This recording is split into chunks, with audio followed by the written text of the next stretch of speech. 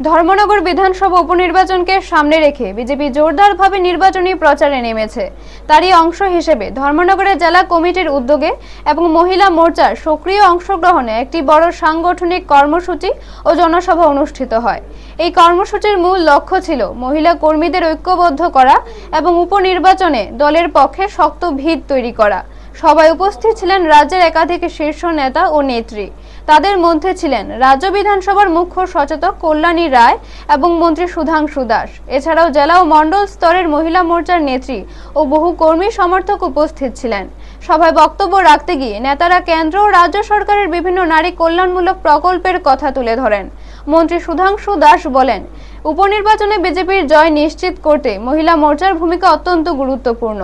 অন্যদিকে কল্যাণী রায় মহিলাদের স্বনির্ভরতা ও সামাজিক সুরক্ষায় সরকারের কাজের কথা উল্লেখ করে কর্মীদের বাড়ি বাড়ি গিয়ে প্রচার চালানোর আহ্বান জানান। ব্যুরো রিপোর্ট, নিউজ তৎকাল 24।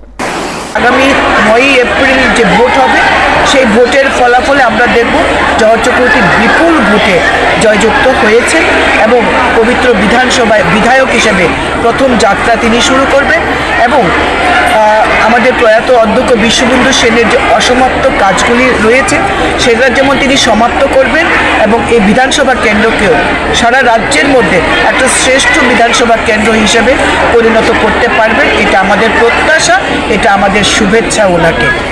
আজকের এই যে মহিলাদের আজকে যে সম্মেলন গেল সেখানে আশীর্বাদ যাত্রা যেটা গেল তার উপস্থিতি মানুষের মহিলাদের দিদিদের বোনেদের যে উপস্থিতি এই উপস্থিতিতে প্রমাণ করে দেয় ধর্মনগর বিধানসভা কেন্দ্রে 46,000 উপর ভোটার রয়েছে, যার অর্ধেকের বেশি মহিলা।